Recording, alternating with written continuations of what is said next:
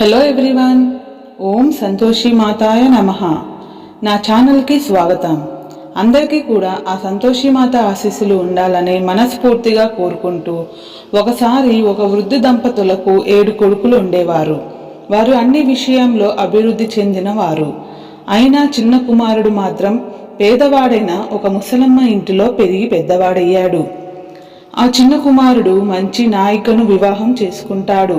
కానీ వారి జీవితంలో పలు సమస్యలు వస్తాయి. ఆర్థికంగా వెనుకబడి కుటుంబంలో ఇతర సభ్యుల వల్ల అవమానాలు ఎదురవుతాయి. ఆ సమయంలో ఆ యువతి వధువుకి సంతోషి మాత ఒక స్వప్నంలో ప్రత్యక్షమవుతుంది. ఈరోజు మనం ఒక చక్కని అమ్మవారి కథను తెలుసుకుందాం.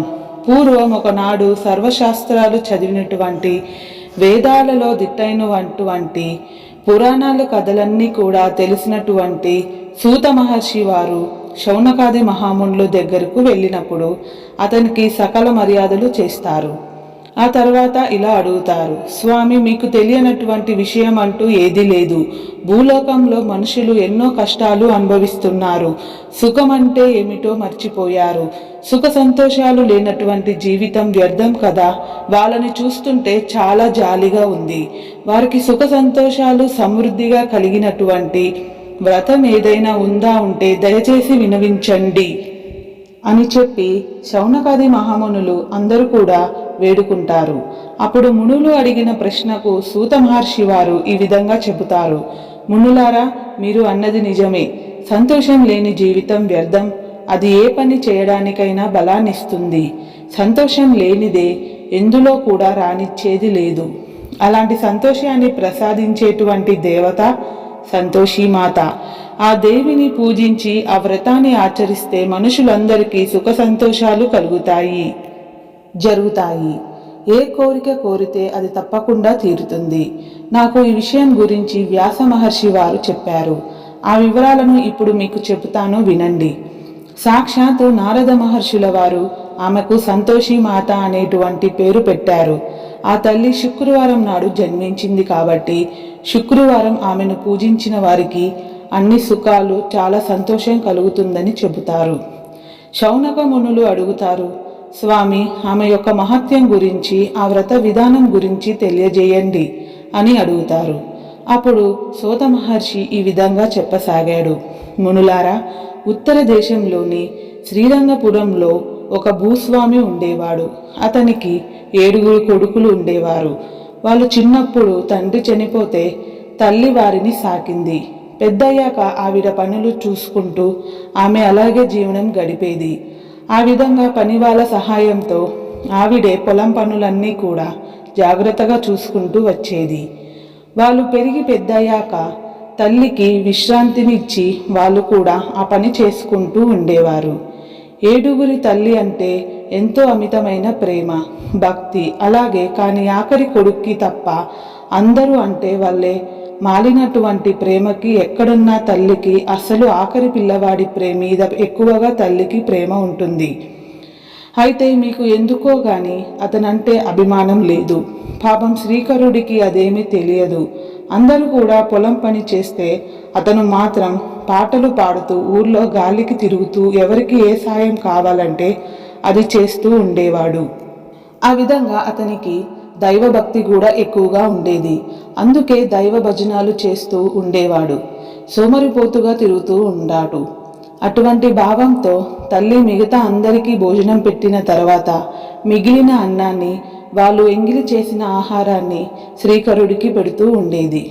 తల్లి మీద గుడ్డి ప్రేమ ఉన్నటువంటి శ్రీకరుడు అది తెలియక ఆమె ఏం పెడితే అది తినేవాడు. ఆవిడ పెళ్లి విషయంలో కూడా పక్షపాతమే చూపించింది.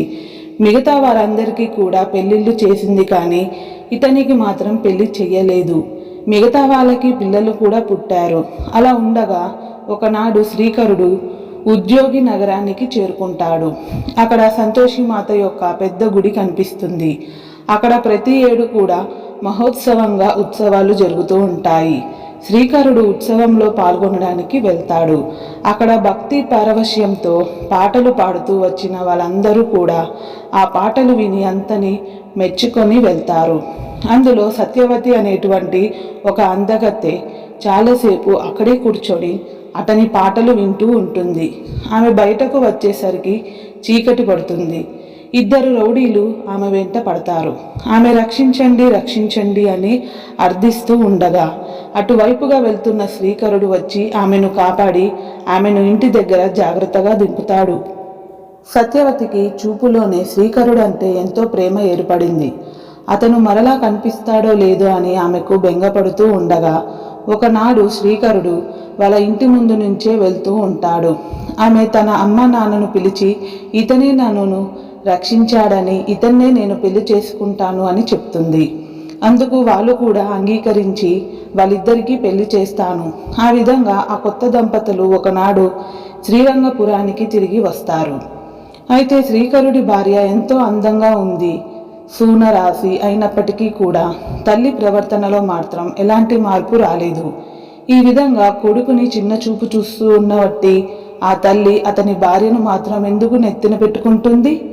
అందుకని సత్యవతి పాపం పశువుల శాలలో ఉంచి అక్కడే ఉంచేది. సత్యవతికి రోజంతా పశువులను చూడడం, ఆ శాలను శుభ్రం చేయడం, పిడకలు చేయడం పనులతోనే సరిపోతూ ఉండేది. శ్రమకు తగ్గినటువంటి భోజనం కూడా ఆమెకి దక్కేది కాదు. అయితే తోటి కోడళ్ళు కూడా ఆమెను చూస్తే అసూయగానే ఉండేది, కానీ ఎలాంటి జాలి కలగలేదు. శ్రీకరుడు పరిస్థితిలోనూ ఎలాంటి మార్పు రాలేదు. సత్యవతికి తనకు ఎంతో అవమానం జరిగినా దేవమింగుకొని ఊరుకునేది, కానీ పలెత్తు మాట కూడా వారిని ఎవరిని కూడా అనేది కాదు.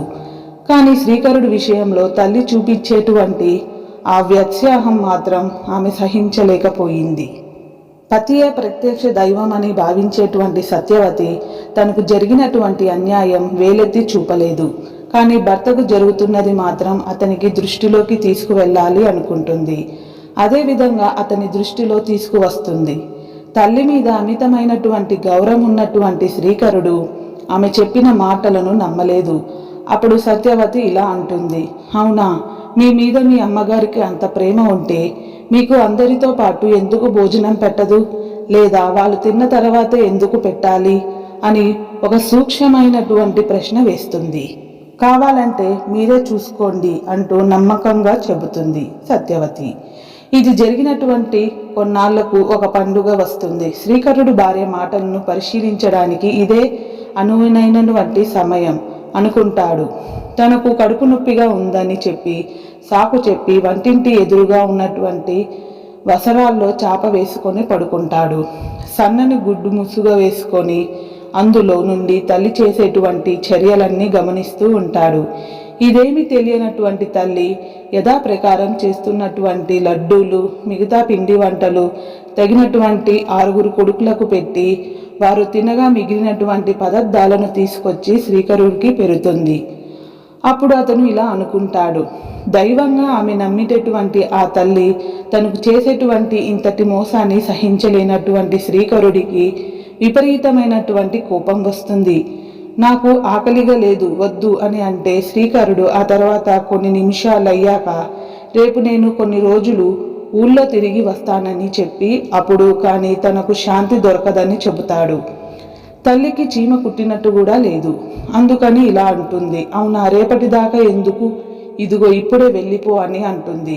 శ్రీకరునికి ఇంకా ఒక్క క్షణం కూడా అక్కడ ఉండి బుద్ధి కాలేదు. శ్రీకరుడికి వెంటనే పశువుల శాలలో పనిచేస్తున్నటువంటి తన భార్య దగ్గరికి వెళ్ళి ఆమె అన్నది నిజమేనని చెప్పి ఒప్పుకొని తన మనసు విరిగిపోయిందని, తను దేశానంతరం వెళ్ళి డబ్బులు సంపాదించుకొని వస్తే తాము ఇద్దరం సుఖంగా ఉండవచ్చని చెప్పి అంతవరకు అత్తగారు పెట్టినటువంటి కష్టాలను ఓర్చుకొని చెబుతాడు. ఆమెను ఎన్నటికీ మర్చిపోలేనని చెప్పి తన గుర్తుగా అతని ఉంగరం ఇస్తాడు. ఆమె కూడా ఏమని ఇమ్మంటే ఆమె ఇలా అంటుంది, నా దగ్గర ఏముంటుంది చెప్పండి, పేడ పిచ్చుకొని చేతులు తప్ప నా దగ్గర ఏమీ లేవు. ఇదిగో ఆవు పేడతో చేసినటువంటి నా హస్తం ముద్రలను ముద్రకగా ఇస్తున్నాను, అదే 10,000 అనుకొని శ్రీకరుడు సంతోషంగా ఇంటి నుండి వెళ్ళిపోతాడు. శ్రీకరుడు వారం రోజులు ప్రయాణించి మధువాపురం అనే అటువంటి ఊరికి చేరుకుంటాడు. అక్కడ ఒక శ్రీమంతుడైనటువంటి వ్యాపారి దగ్గరికి వెళ్ళి ఉద్యోగం అడిగితే ఉత్తమమైనటువంటి ఆ వ్యాపారి వెంటనే ఒక చిన్న పని ఇస్తాడు. శ్రీకరుడు అదే మహాభాగ్యమని చెప్పి ఎంతో శ్రద్ధగా ఆ పని చేసుకుంటూ ఉండేవాడు. తక్కిన వాళ్ళందరూ కూడా యజమాని మంచితనాన్ని, మెత్తదనాన్ని భావించి పని ఎగ్గొడుతూ ఉండేవారు. కానీ శ్రీకరుడు మాత్రం మనసు పెట్టి మరీ పని చేస్తూ ఉండేవాడు. జమ ఖర్చులు, లావాదేవీలు చేసేవాడు. అతని శ్రద్ధ వలన ఆ వ్యాపారం కూడా చాలా బాగా మెరుగుపడుతుంది. దాంతో ఆ యువకుడు ఎంతో సంతోషించి అతన్ని తన విశ్వాసపాతగా తెలుసుకొని అతనిపై అధికారికగా నియమించి ఎక్కువగా జీతం ఇస్తూ ఉండేవాడు. అతను అప్పటికే వ్యాపారంలో మెలకువలు తెలుసుకోవడంలో తన బుద్ధి శుకులతను తన యొక్క యజమాని వ్యాపారాన్ని ఎంతో అభివృద్ధి పరిచాయి. యజమాని ప్రత్యేక బహుమానాలు కూడా ఇస్తూ ఉండేవాడు. అలా తన జీవితం సాఫీగా సాగిపోవడం వల్ల ఆపద మొక్కలు సంపాదన మార్పులు అన్నట్లుగా తన భార్యకిచ్చినట్టు మాటలను అస్సలు తను ఊరినే మర్చిపోయాడు శ్రీకరుడు. అక్కడ అతను అలా ఉంటే ఇక్కడ సత్యవతి బ్రతుకు ఇంకా అధ్వానంగా ఉంటుంది. కొడుకుంటేనే లెక్క చేయనటువంటి అత్తగారు ఆగడాలు కొడుకు లేకపోతే తగ్గుతాయా, ఇంకా శృతి మించాయి. ఇదేమిటని అడిగేవారు లేరు. ఆమె రోజు కూడా అడవికి వెళ్ళి కట్టెలు కొట్టి ఇంటికి తీసుకురావాలి. ఇందుకు ఆమె పెట్టేది తవ్వుడుతో చేసినటువంటి 2 రొట్టెలు, కొబ్బరి చిప్పలో కొంత నీరు మాత్రమే. అత్తగారు కోడలికి ఇచ్చేది తోటి కోడలు ఎంత తిట్టినా తాను నమ్ముకున్నటువంటి దైవం తన పతిదేవుడు తప్ప తిరిగి వచ్చి తనను కాపాడుతానని చెప్పి గుప్పెడంత ఆశతో ఓపికగా సహనంగా ఎదురు చూస్తూ ఉంటుంది. సత్యవతి పాపం ఆ స్వాద్విమాని ఆమె చికిత్స కూడా పట్టించుకున్నటువంటి నాదుడే లేకపోయాడు. ఇక నాదుడే మర్చిపోతే ఇక పాపం ఆమెకు ఎక్కడ ఎవరు ఉంటారు. ఇదిలా ఉండగా శుక్రవారం నాడు ఆమె అడవి నుండి తిరిగి వస్తుండగా ఊరి పొలములో ఒక ఇంట్లో కొందరు ఆడవాళ్ళు చేరి ఏదో పూజ చేయటం కనిపిస్తుంది. ఆమె కూడా అలసిపోయి ఉండటంతో అక్కడ కాసేపు ఆగుతుంది. అక్కడ ఒక దేవతకు పూజ చేయటం, ఆమె కథ వినడం జరుగుతూ ఉంటుంది. సత్యవతి అక్కడ ఒక ఇల్లాలని, ఈ దేవత ఎవరమ్మా, ఈమె ఎలా పూజ చెయ్యాలి, దీనివల్ల కలిగేటువంటి లాభం ఏమిటి అని అడుగుతుంది. అప్పుడు ఆమె ఈ దేవత పేరు సంతోషిమాత, ఈమె కోరిన కోరికలన్నీ సఫలం చేసేటువంటి దేవత అని చెప్పి ఓపికగా పూజా విధానం గురించి, ఉద్యాపన పద్ధతి గురించి వివరిస్తుంది. సత్యవతి ఆ కథ అంతా విని ప్రసాదాన్ని స్వీకరించి ఇంటికి వస్తూ తాను కూడా తన భర్త రాకై ఆ యొక్క పూజను చేయాలని చెప్పి మనసులో నిశ్చయించుకుంటుంది. అలా వారం రోజులు గిర్రులు తిరిగి శుక్రవారం రానే వస్తుంది. సంతోషిమాత పూజ చేయాలని సత్యవతి అనుకోవడమే తదువుగా ఆ పూజను ఎలా చేయాలి అని ఆలోచనలు చేస్తూ ఉంటుంది. అనుకోవడం అయితే అనుకున్నా కానీ పాపం ఆమెకు ఎలాంటి మార్గం కనిపించలేదు. మింగమెత్తుక లేదా మీసాల సంపెంగ నూనె అన్నట్లు తన కేగ తెయ్యలేదు, ఇక్కడ పూజ చేయలేదు. ఆలోచన వచ్చేసరికి దిగులుగా కూర్చుంది. కానీ దేవుడి మీద అపారమైనటువంటి భక్తి ఉంటే అంతా ఆ దేవుడే చూసుకుంటాడు కదా, నారు పోసిన వాడు నీరు పోయకుండా ఉంటాడా అన్న మాటలు రుజువు చేస్తూ ఆ దేవియే సాక్షాత్తు ఒక వృద్ధురాజుల రూపంలో వచ్చి కావలసిన దానికన్నా ఎక్కువ పూజ ద్రవ్యాలను ఇస్తుంది. ఇక సత్యవతి ఆనందానికి అవధులు లేవు.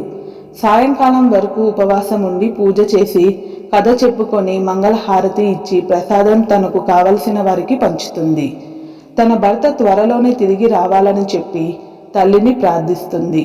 అలా 3 శుక్రవారాలు పూజ కాగానే భర్త క్షేమ సమాచారాలు మూసుకొచ్చాడు. అపరిచిత వ్యక్తి, ఇన్నాళ్ళు జాడే తెలియనటువంటి భర్త గురించి ఆ వార్త ఆమె వినడం, ఇదంతా కూడా కేవలం దేవి యొక్క అనుగ్రహం కాక మరేమిటి అంటూ ఆ తల్లిని అనేక విధాలుగా కీర్తిస్తుంది.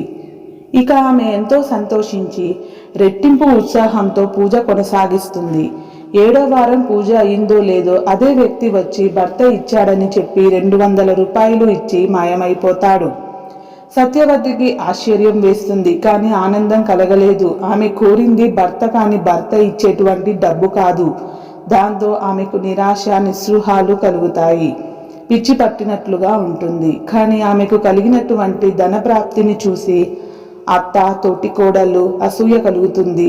ఆమె సంతోషిమాత ఆ రోజు పరిపార విధాలుగా పూజిస్తుంది.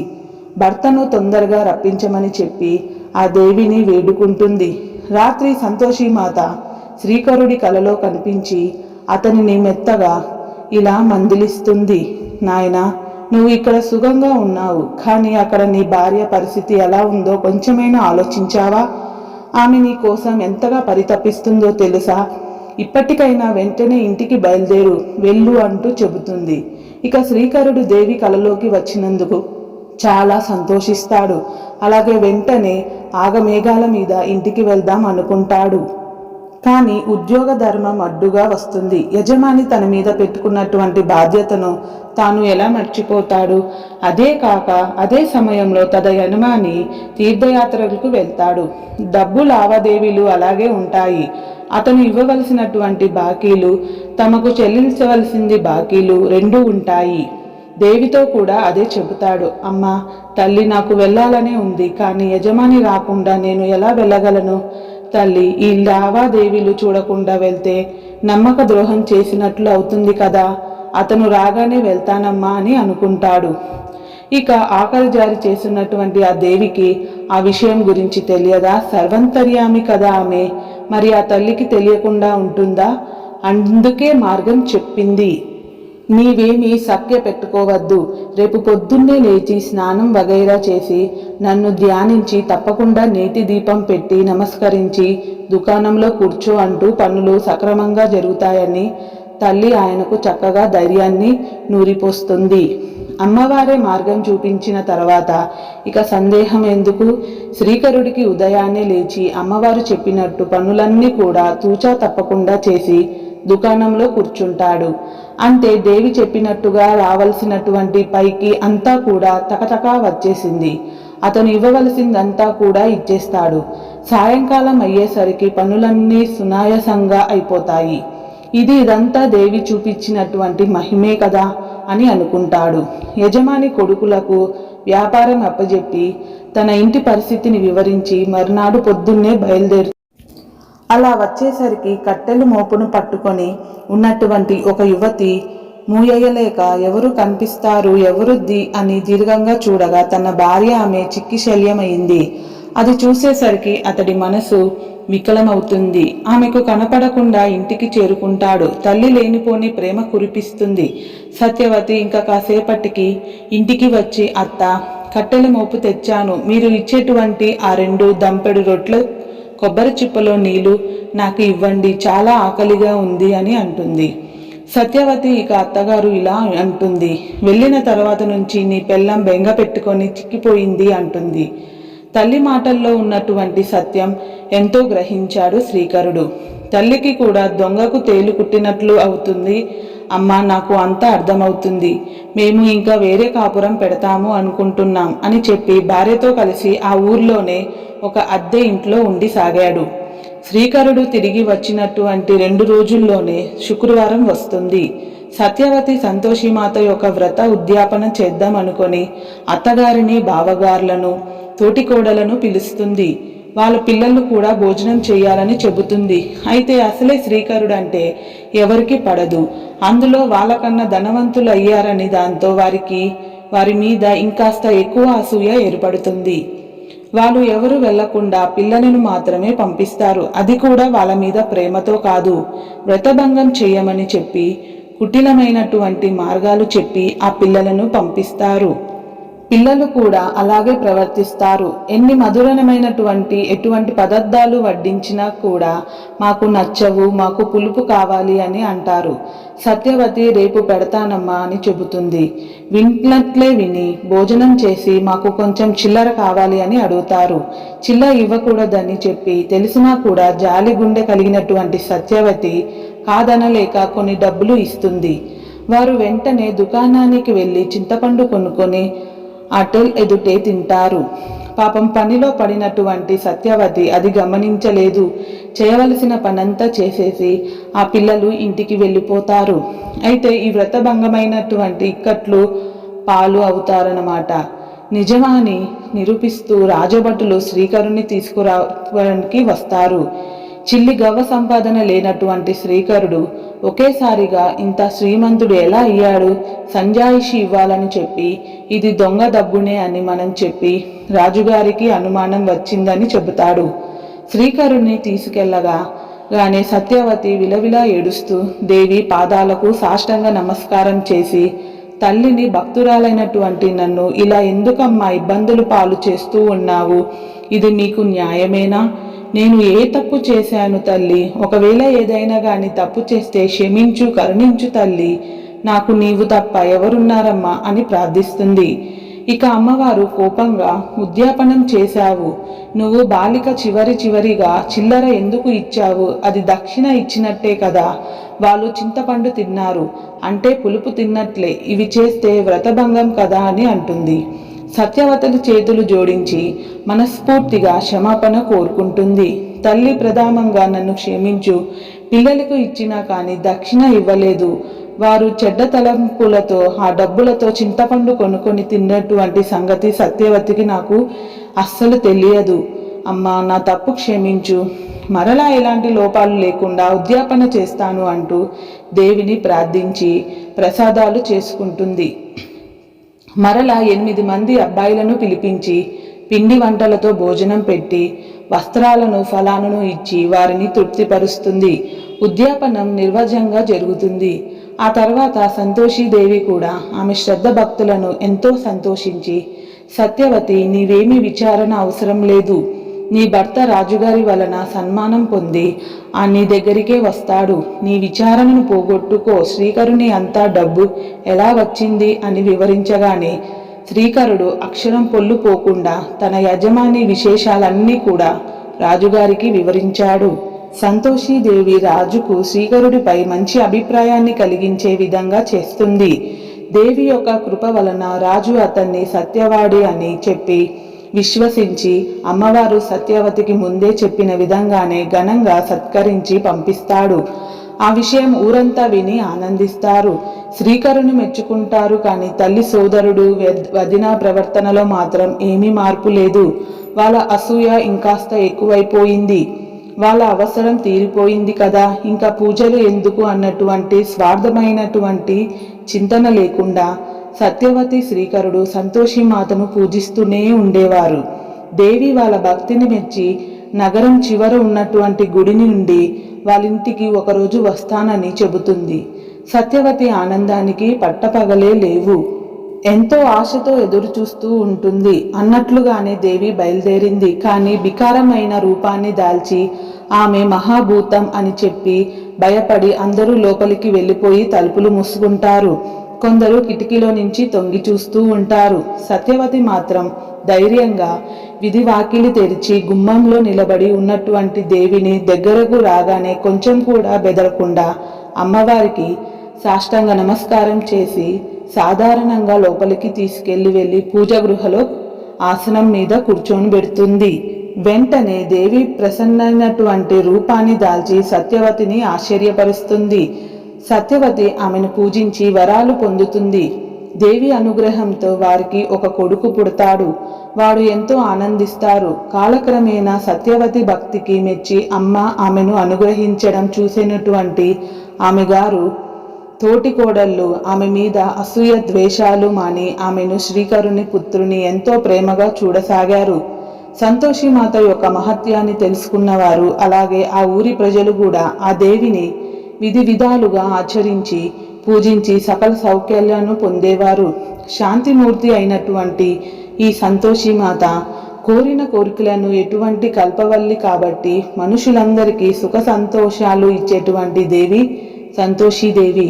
వినడానికి పూజా విధానం ఉద్యాపనం కష్టంగా అనిపించినా నిజంగా మనసు పెట్టి చేస్తే ఏది కష్టం కాదు. దైవ పూజ ఆషామాషిగా చేయకూడదు అన్న విషయం తెలుస్తుంది. అసలు దైవ పూజ కాదు ఆ మాటకు వస్తే ఏ పని కూడా ఏదో చేసేసాం కదా అని అనిపించుకోకూడదు. మనసా వాచా కర్మన చెయ్యాలి. సంతోషిమాత వ్రతం చేస్తే అలా మనసా వాచా కర్మన చేసేటువంటి పద్ధతి అలవాడి సుసంతోషాలు కలుగుతాయి అంటూ ముగించారు. తర్వాత ఈ యొక్క వ్రత విధానాన్ని గురించి ఈ విధంగా తెలియజేశాడు. ముందుగా ఈ వ్రత విధానాన్ని ఏ విధంగా చేయాలంటే, ఈ వ్రతాన్ని చైత్రమాసం వైశాఖ శ్రావణ భాద్రపద అశ్వయుజ కార్తీక మార్గశిర మాఘ ఫల్గుణ మాసంలో ఏ శుక్రవారం రోజైనా మొదలు పెట్టవచ్చు.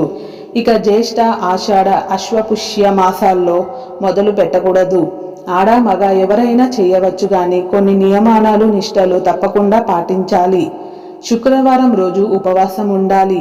మొత్తం ఉండలేని వారు పూజ అయిన తర్వాత రాత్రిపూట తినవచ్చు. భక్తిగా చేస్తే 3 నెలల్లోనే వారు కోరుకున్నటువంటి కోరిక సిద్ధిస్తుంది. ఎవరికైనా గ్రహబలం చాలక కోరిక తీరకపోతే నిరాశ పడకుండా కొనసాగిస్తే త్వరలోనే వారికి కోరిక తీరుతుంది. ఈ వ్రతాన్ని చేసేవారు సత్యాన్నే పలకాలి, అబద్ధం చెప్పకూడదు, నిందవాక్యాలు మాట్లాడకూడదు, వినకూడదు. ఆ రోజంతా మౌనంగా ఉండాలి. అలాగే ఆ రోజు పులుపు తినకూడదు, ముట్టుకోకూడదు, వండకూడదు. సంసార జీవితం గడపక నేల మీదే పడుకోవాలి. శుక్రవారం రోజు పూజ చేస్తున్నటువంటి శుక్రవారం తెల్లవారుజామునే లేచి మంచినీటితో స్నానం చేయాలి. ఉతికినటువంటి వస్త్రాలను కట్టుకొని పూజ గృహాన్ని లేదా పూజ మండపాన్ని శుభ్రంగా ఉంచి పూజా సామాగ్రి సిద్ధం చేసుకోవాలి. పూజా పీఠం మీద సంతోషి పటం ఉంచి దాని ముందు నీళ్లు పోసినటువంటి కలశం పెట్టి దానిపై కొబ్బరికాయలు పెట్టాలి.